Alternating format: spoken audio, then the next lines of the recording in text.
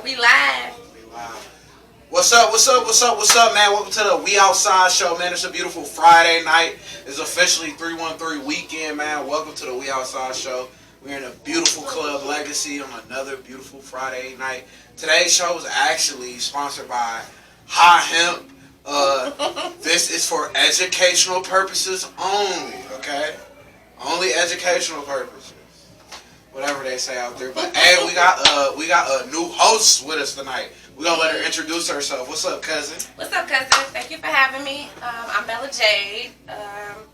I am a makeup artist. I am aspiring rapper, actor, and now a co-host. That's exciting. Oh, you be acting? I mean, I would like to. I said aspiring. Okay. I just asked my boy, can I be in one of his movies the other day? Yeah. He gonna tell me yeah, but then when I called the nigga there, I'm like, what you doing here? I'm gonna call you back because we recording the movie. Well, why aren't I even going up to? I'm like, man. I'm like, fuck. No, I would love to act. I used to act in high school. I took acting class in high school. I've been acting since I was a little girl. Like, I remember being at, what is it? Not the middle school, excuse me. The elementary school out here, I think it's Seminole. Either Seminole or Washington, years ago. Being in like kindergarten and like standing in front of the whole auditorium and doing like the little red hen, and I was the little red hen. You never heard of the little red hen? The riddle, like the little red hen. It's like nursery rhyme? Yes. Oh, I'm like, I was the little red hen, so I was like the main character. Oh, okay. I'm like at like 5 years old, and I had all these lines I had to remember. So that was.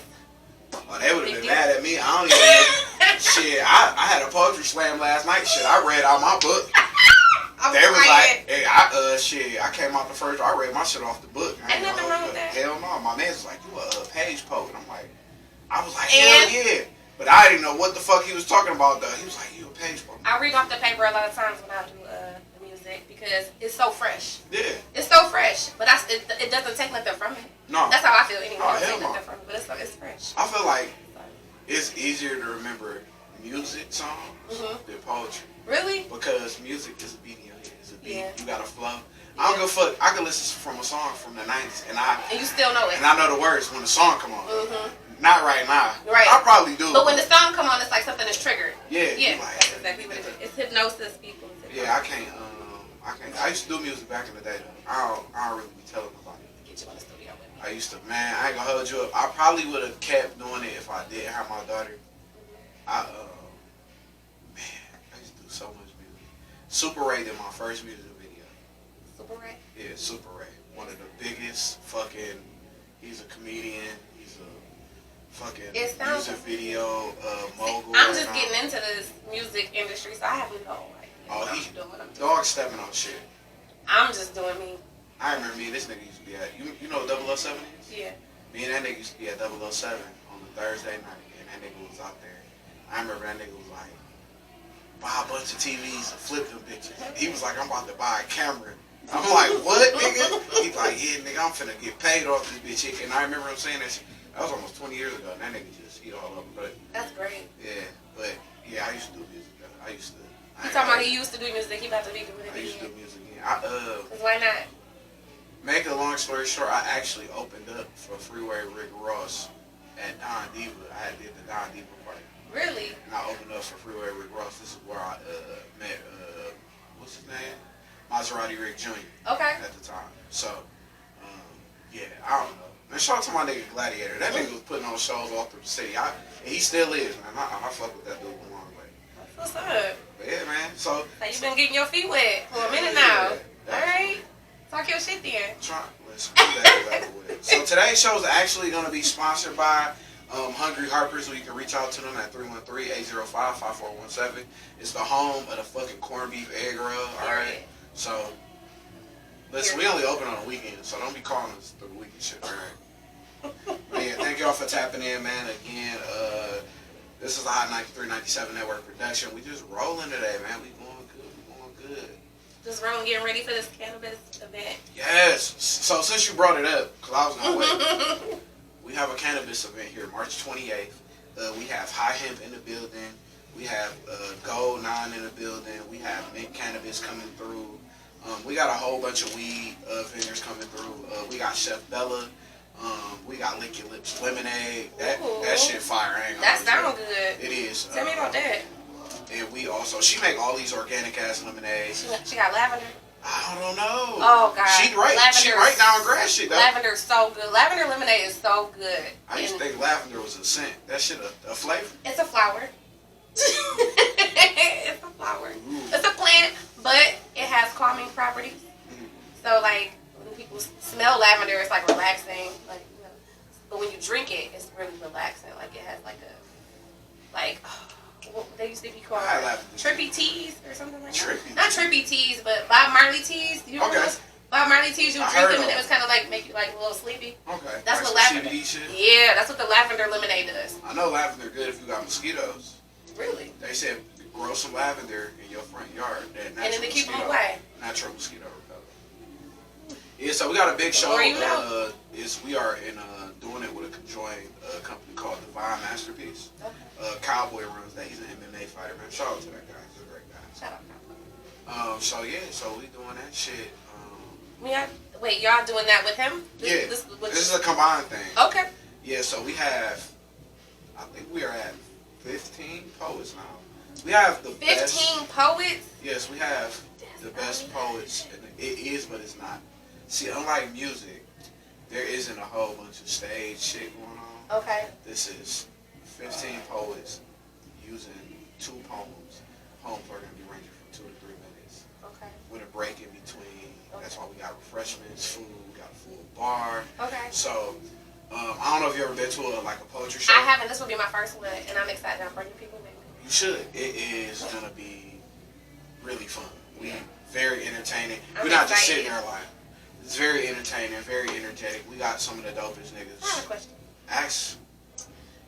Is there an age limit on the poets? An age limit on the poets? Yes. Like, do you have to be under a certain age to get up there and to spit your poetry? So we don't have an open mic. Okay, so it's not open mic. So it's a showcase. So I'm showcasing some of the finest poets. Okay. That's in Michigan right now. So, but we will have an open mic show soon. We just haven't announced it yet. Okay. But this is, we just trying to get people to, like, people in Mount Clemens, come out, fuck with us. Because they need to. They ain't doing nothing. They ain't doing shit. I mean, they probably living their lives and whatever, but come out and support. And have a good time. Right here. So today is actually our first episode of starting our healing series. Okay. So, we healing and shit. We're trying to be... Healing deal. We're trying to be... As my therapist would say, feel your feelings.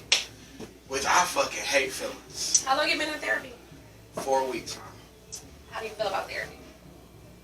There's a lot of shit that I didn't know about myself. It helps you understand yourself and other people. Oh. I've been in therapy for the past 2.5 years. And I was going once a week. And then I went down to once, like a month. Okay. And then I stopped for a second. And then I went back because I was like, no, I need it to hold myself accountable. Mm-hmm. And I need it because it helped me give myself grace. Mm-hmm. It helped me give other people grace. Okay. And it helped me learn a lot about myself. Doing it, stick with it. Yeah, I go once a week. It's funny. Now I'm going back to once a week. Yeah, once a week, yes. That used to be my therapist right out there. Really? Yeah. Sherita. Bartender? P's mom. Yeah. Yeah. That used to be my therapist. She's a beautiful woman, and you can tell inside and out. Yeah, I'll tell you later how we met. It's funny as hell. But, yeah, man, definitely go to therapy. Especially black men. Like, take your ass to therapy. Please go to therapy. We just hurt people. Absolutely. And we have so much trauma that's, like, generational curses and generational trauma that we don't even know why we move the way we move and why we think the way we do. Why we act, why we treat people the way we do, hell, why we shop the way we shop. You never know, but from the outside looking in, somebody can help you understand and somebody can help you heal. And don't look at it as a bad thing. Do the work. Do the work for yourself. Do the work for your kids. I agree. What you think was the hardest part for you to start there? Really, it was just a situation I was in at the time, which made me start therapy. Okay. Going through a divorce. It made me, like, at that time it was a separation, and I thought it was going to be, I thought we were getting back together, and when I came to terms that we were not getting back together, and my life, the past 10 years of my life was just done with, you know what I'm everything going down the drain, I was just like, okay, I need somebody to talk to. Yeah. Somebody that can help me understand why I feel the way I feel. Somebody who can help me understand why he's treating me like this. And why I still love this person. You know what I'm saying?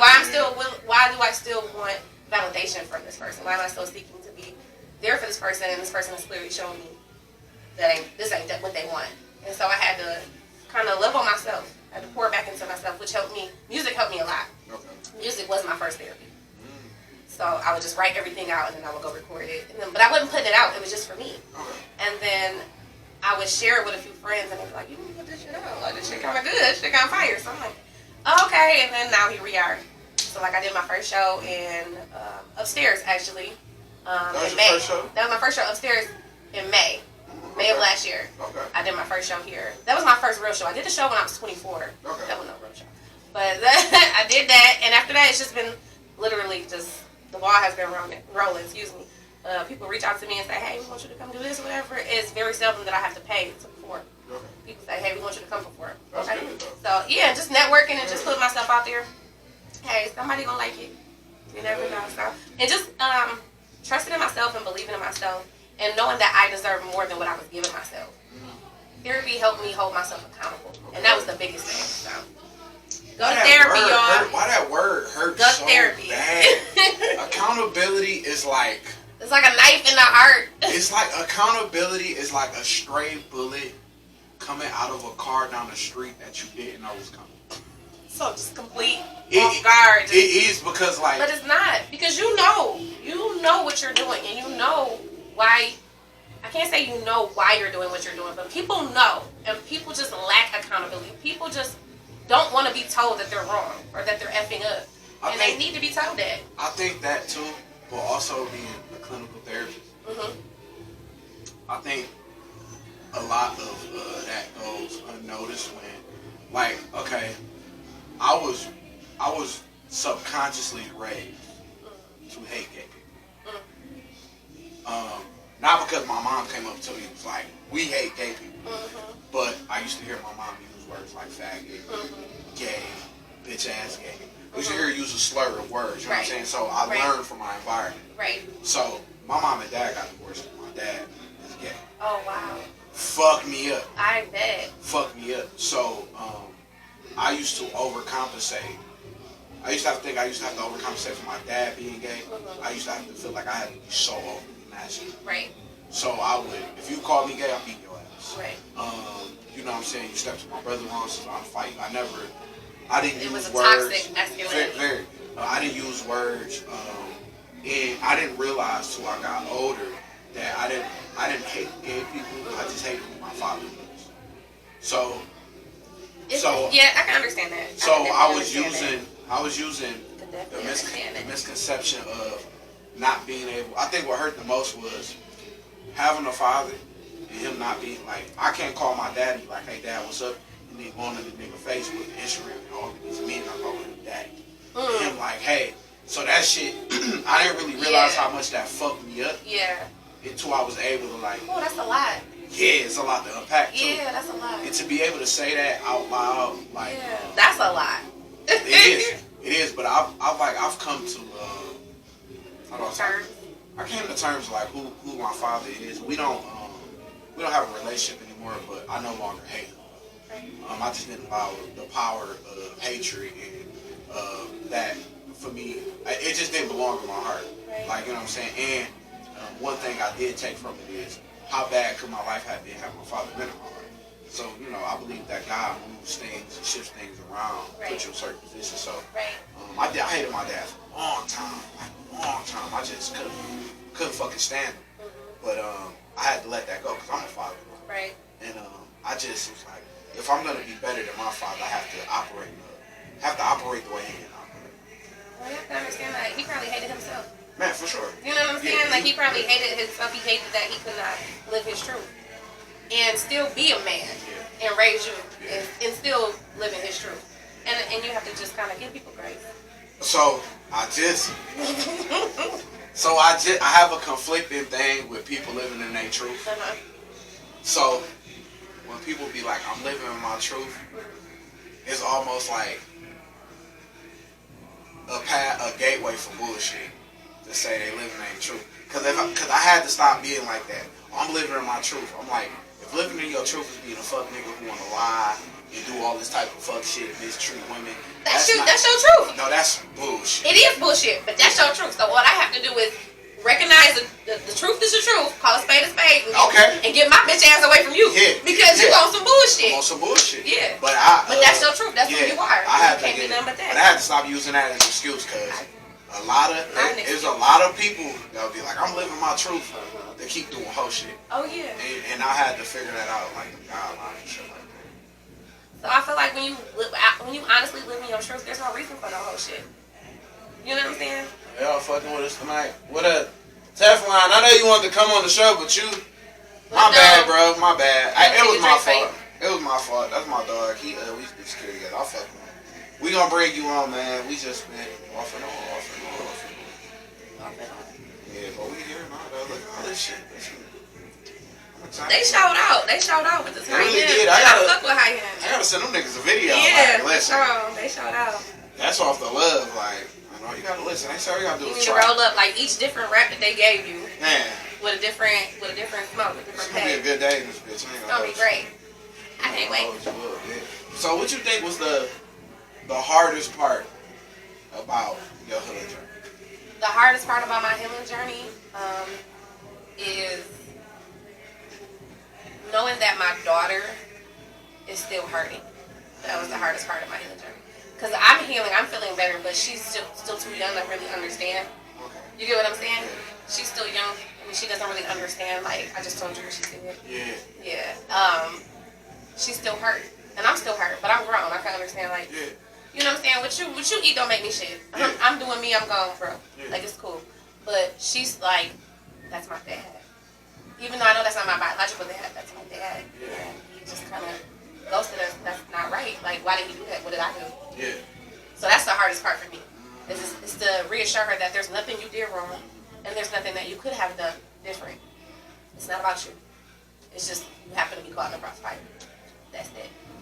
I think one of the hardest parts about hearing the shit that you did wrong is realizing that you should stop defending it. Mm-hmm. Because I love that. I think immediately, as not even just as men, as people, when we hear our name and we took somebody through something, and it's like, oh, you did this, you did that, we immediately jump to, no.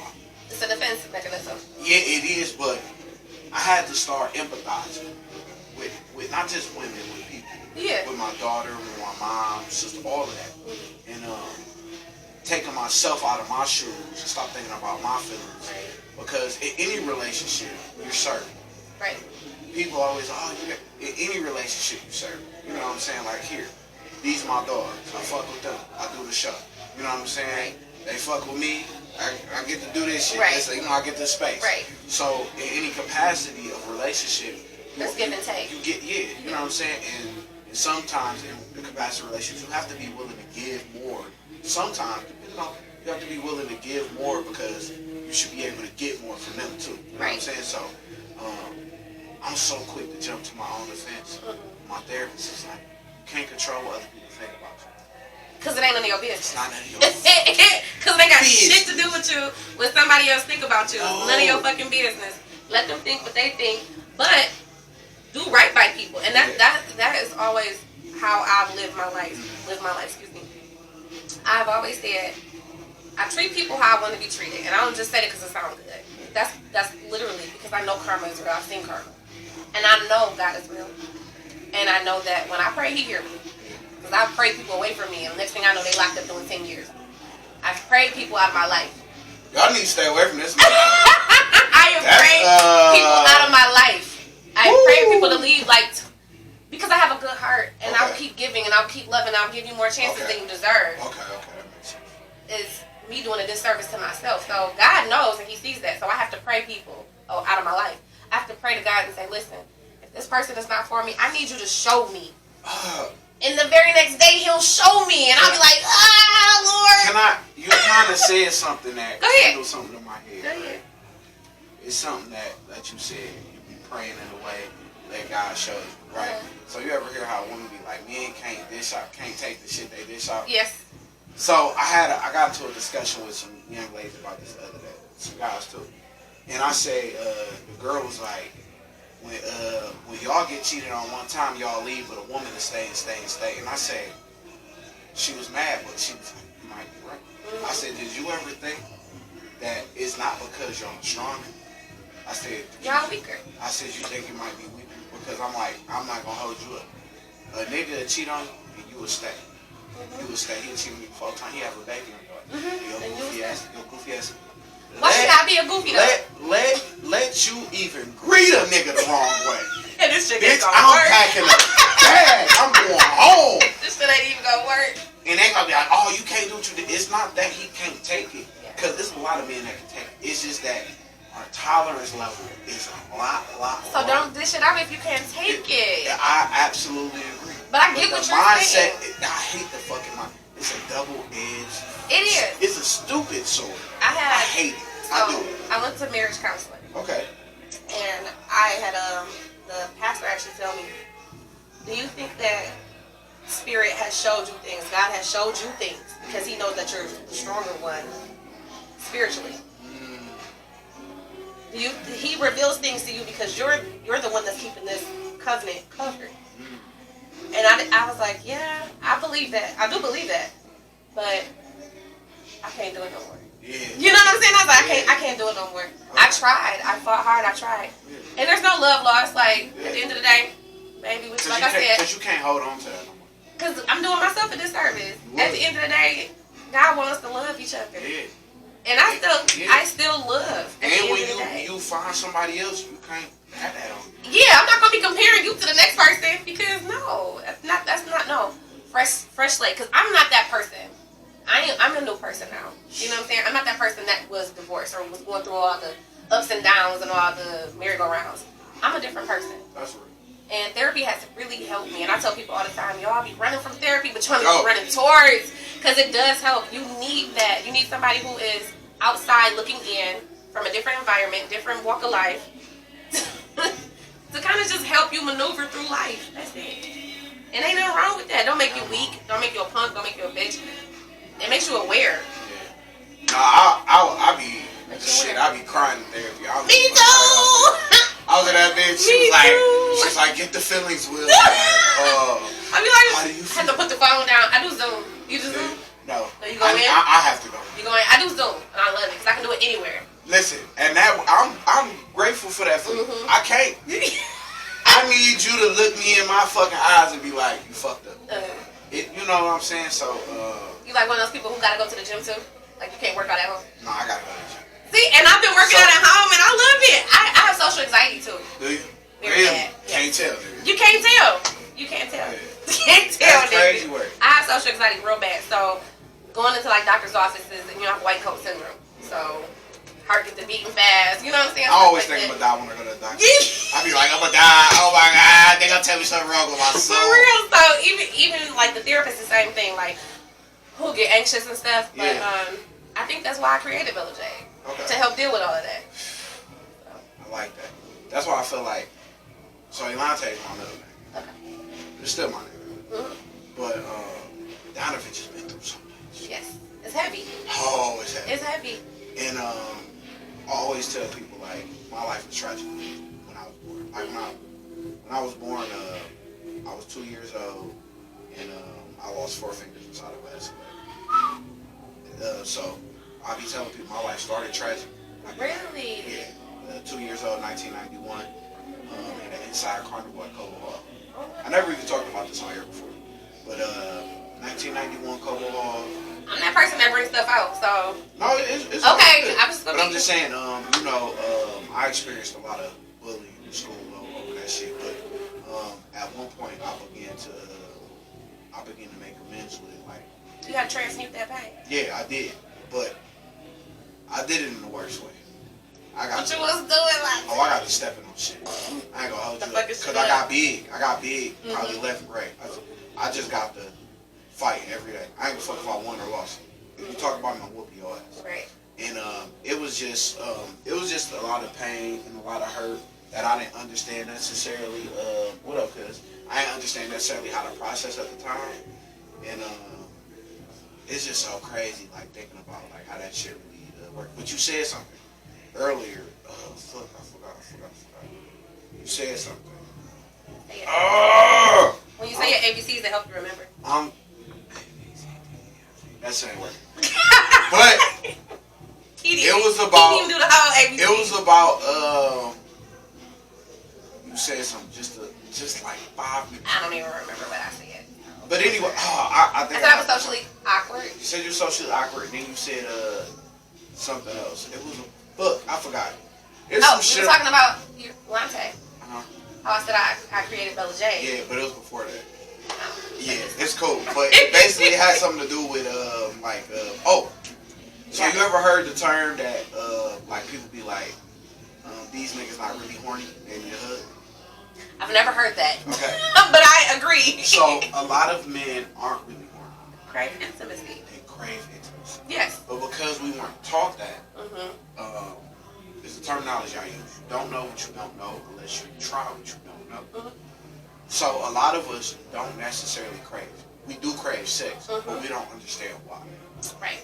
So what I found out is I really like to cuddle. Mm-hmm. I really need a hug. Right. I really yearn affection that I miss from my mom. Yeah. And it's funny because my mom just sent me like a card in the mail, and she was like, "I love you. I'm proud of you. Just like keep doing what you're doing." Like, that shit just meant the world to me. Like, Right. you know what I'm saying? Just like my physical, what's that shit called? What that mean? Love language. My love language is Affirmations. support. I know it ain't on there, Mm-hmm. but support, like be there for me. Mm-hmm. And it don't have to be financial. Like your presence alone, Mm-hmm. will uplift you. So when you was talking about what the counselor said, it automatically made me think like how much prayer that we need from, how much we need from a woman that we don't know that. Covering. We do. We need that cover. Mm-hmm. We do. Like.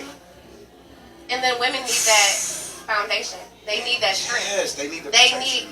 they need that protection. They need that provider. They need that head of the household. Of course, I'm gonna be independent. Of course, I'm gonna be walking in my masculine energy because I have to be strong for myself. That's true. But if a man come and he show me you ain't gotta be like that, Yeah. you can, and then I can thrive in my feminine, soft energy. Okay, then I'm gonna be submissive. Then he gonna get whatever he want because he's made me secure in my feminine energy. I'm 50-50. What you mean? So let me tell you why. Okay, so I've met women who thrive in their soft girl era with no matter what that man is. Okay. And I've met women who have been so much so hurt, so dependent on the man that let them down, that they have this big, Hard exterior. you know what I'm saying? They just like, yeah, nigga, to show me better, Yeah. this is what I'm gonna be like. Oh, absolutely. And what I found is, you know, sometimes it's time. The woman. It's the woman. It's the timing of the woman and the man too. Like because you can meet a woman and sometimes we do show them representatives. And but I blame the representatives on both parties. The man, because you didn't solidify and see all the representatives before you picked one that you like. Because a lot of women be like, oh, he showed me the best side of him. But you didn't stick around long enough to watch this nigga be broke, to watch this retarded motherfucker cut up. You didn't see him with the thrive and fucked up positions yet. You only seen him good. Right. So you stuck to that. And when he starts showing you other sides, you're like, the fuck is this? So what happens when you say, what the fuck is this, but I'm still here? You think y'all work it out. And y'all work it out, and then... If y'all willing to communicate to it. Oh, communication is big. And a lot of people lack just basic communication skills. And comprehension skills. Communication isn't talk. You can talk to a motherfucker all. We can sit here and That's why talk I say all day. comprehension is yeah, not... comprehension. Yeah. We can talk all day, and Yeah. that shit go. One ear out the other. Absolutely. I think a lot of it starts from when you little. It really do. People think you learn this shit in school. Yo, you at home more than you at school, yo. You're a product of your environment. And then genetics is real. That shit is. So let me tell you this. So my daughter, her dad got locked up when she was probably like, I would say like 3-4 months. Man, he still like that? He got out for a few years and went back. But he did 10 years straight. Damn, black So man. she didn't meet him. Yeah, she didn't meet him until she was about 13 years old. She was 9 years old.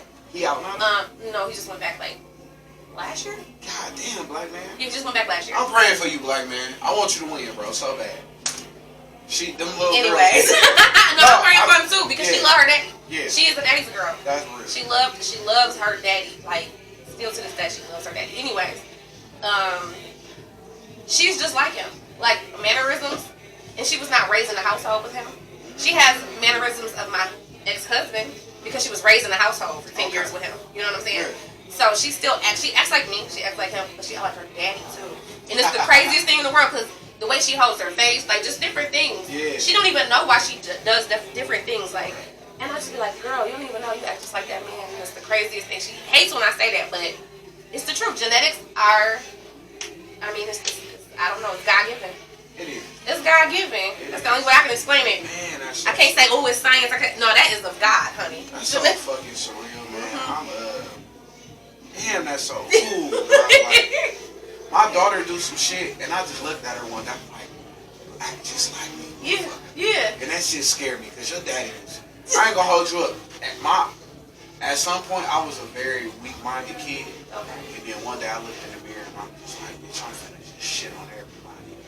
And I always tell people, don't push somebody who's weak-minded against the wall. Because I'm more scared of the person who don't fight all the time than the nigga that do fight all the time.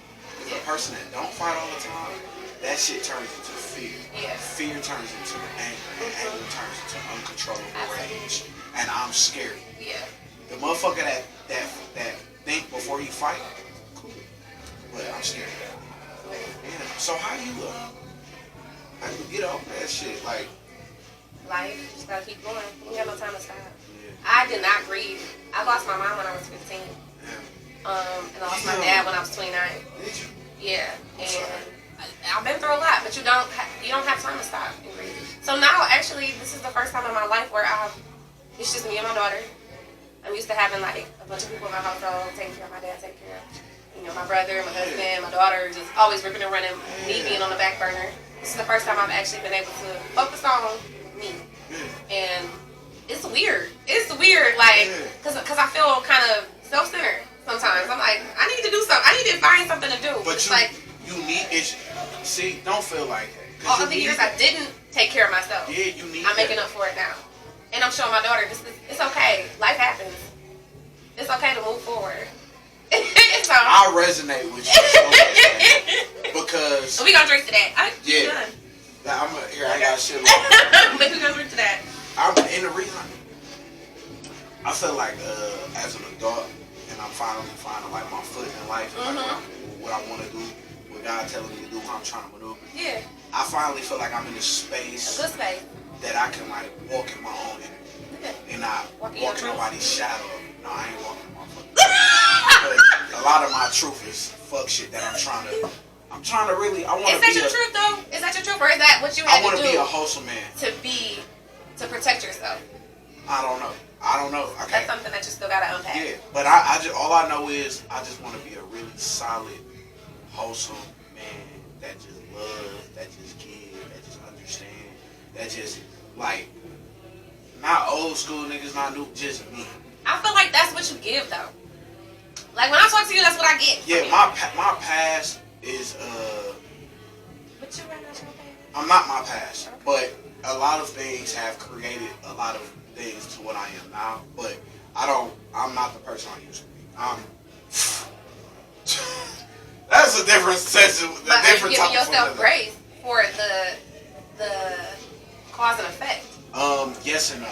I think I can pick myself so much. So maybe you need to be a little more kinder with yourself. It's time to let go. Yeah. It's time to let go of a lot of shit. Yeah. You need to be kind with yourself. Give yourself the same grace you give other people. And I had to learn that too. Because we're so hard on ourselves. No, you could have did this better. You could have did that better. No, you know better. This and that. Because we do know better, but I'm human. I'm not Jesus Christ. I'm human. So I'm going to have my days where I'm going to nut up and I'm going to say some off the wall shit and I'm probably going to hurt somebody's feelings. I'm going to have to come back and apologize and, humble myself and hold myself accountable. And that's okay. That's okay. But that's the thing. That's what makes you a humble person. That's what makes you the person. That's your truth right there. Is that you have the conviction. I can see what you know what I'm saying? That's your truth. Because it's not like, oh, fuck this shit. I ain't saying shit to that nigga. Fuck that whole ass nigga. no, he can die over there. Like, no, he can't die. That's your brother. Like, that's real shit. Like, you know, you gotta check on him. And the last part of the last part of our show is actually sponsored by 3P+1 Production, Positivity, Peace, and I love you, Pops. So appreciate y'all sending over the merch and the shirts and stuff like that, man. Love y'all guys. And then, we got like 5 minutes left on air, but before we go, I just want to tell y'all that thank you guys for sending out the shirts as well. We definitely do appreciate that. Definitely. I ain't gonna hold you up. That shit do be a lot to unpack. It is, and you're just getting started. Imagine I've been doing the past, like I said, 2.5 years. Oh, I ain't even just getting started. Really? So I had like I told you, I was in therapy for a minute. Okay. As I begin to peak, I'll tell you later. Okay. But it's another conversation for another day. But yeah, so y'all gonna see me again for sure. no, hell yeah. We outside. Yeah, it's just here for sure. Shit crazy, but yeah, it's a lot. It's a lot. No, it's definitely a lot. And this just like this is the beginning of us like unpacking and shit like that, and having other people in here. And so much shit that you have to unpack. Yeah, it is. Like I still haven't talked about my mother's death. I haven't talked about my father's death. I haven't talked about any of that. I'm just focusing on the separation and what's going on. I haven't even went that far. And you know what's crazy? It's people that live down the street from their parents. They don't even see them.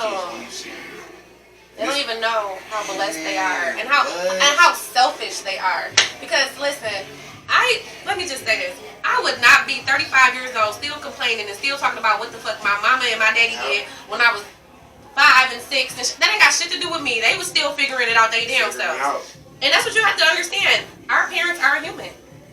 They didn't have a fucking handbook just like we ain't got no handbook. No, we ain't got no hand. I did try to buy a handbook when my daughter was born. It said how to be a parent.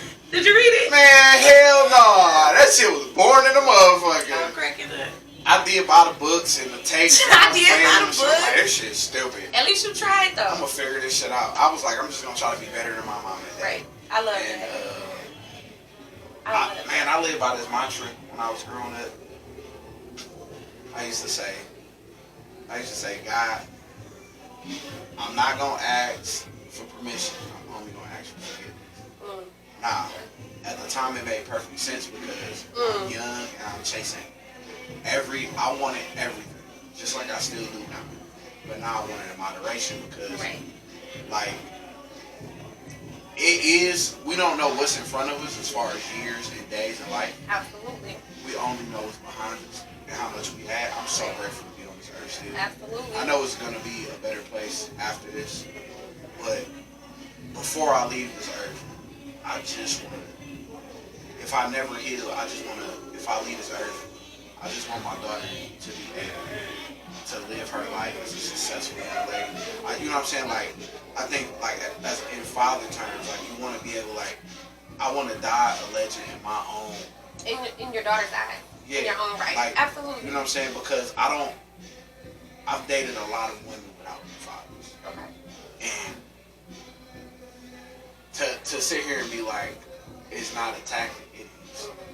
A lot of men, when we hear women that have no daddy, it's a green light. Because you know. What do you know? What it is. I want to know what you know. Oh, it's a green light. It's a green light for what? It's a green light for me to do whatever the fuck shit I want to because nobody laid the map out for me. And that might be true. Might be true. Not for all women. Yeah. But there's a lot of women, fatherless women. Yeah. And when because they look up for that love. Yeah, and when I say fatherless, I mean no male role models at all. Okay. No father, no uncle, no brother, nothing. Nobody. There's a lot of girls fatherless with brothers, uncles, godfather, pastor, something. But if I meet a woman with no goddaddy, oh baby, it's green, check like this bitch. Really? I'm doing what the fuck I want to do. Because you don't know the standard. Super wrong. You have no standard. Yeah, super wrong of me, but subconsciously I didn't know that's what I was doing. Right. And I'm like, hell yeah. But when you meet a woman with a father figure in her life, brother, uncle, something, the substance that come out their mouth is much different. And it's not to say they can't have a daddy and do whole shit. Right. But I'm just saying the majority of women that I've ran through with a father and they life didn't put up for that. They're not putting up with a whole bunch of bullshit. The girl that did. And it's not to say, statistics and numbers. I put up with some bullshit, but listen, my daddy was there. My daddy. Yeah, Yeah, that's what I said. And then I had my best friend's dad who was there. He stepped in too. He's a retired Wayne County sheriff. Listen, he don't play no bullshit. He don't play no bullshit. When my mama died, him and his wife stepped up to the plate. And they were there for me. Still there to this day. I stopped phone with him this morning. That's so sweet. Still to this day. I mean, love that I'm talking about they took me home from the hospital when I had my baby. At 20 years old. They came and got me in the car seat, everything. They've been there. They have not missed a beat. They have not missed a beat. You can't pay for that type of thing. No, you cannot. And he has helped me set the standard. Man, and so now, I ain't got time for no bullshit. I'm not entertaining. He used to always say, I ain't entertaining no foolishness. And I say that at least 3 or 4 times a day now. I say that at least 3 or 4 times a day. I ain't entertaining no foolishness. The fuck? And you know what? Sometimes I gotta say that to myself for myself. For yourself, yes. Like, nigga, that you don't entertain accountability. no foolishness in yourself. It's so yes. easy to backslide. It is. Cause you be like, cause stuff feel good to the flesh. It do. So you be like, ooh, okay, but you know, like that shit is not no good for me. Let me take my bitch ass. I've been fighting this nigga.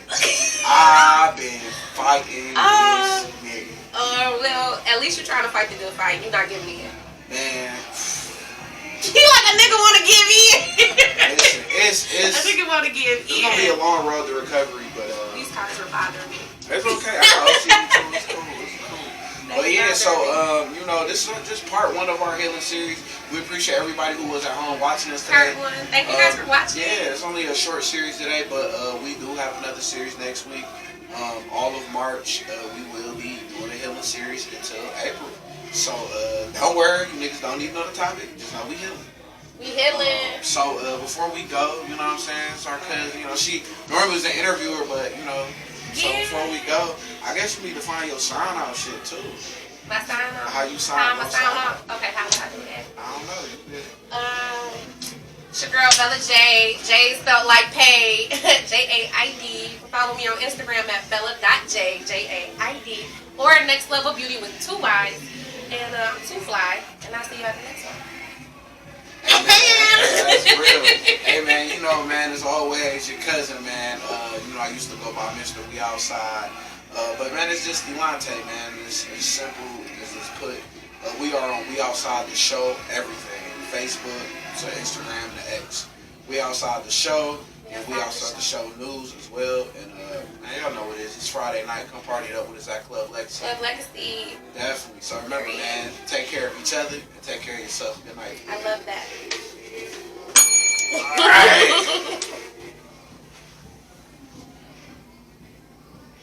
Oh yeah, that was bad. I'm on my way to the studio.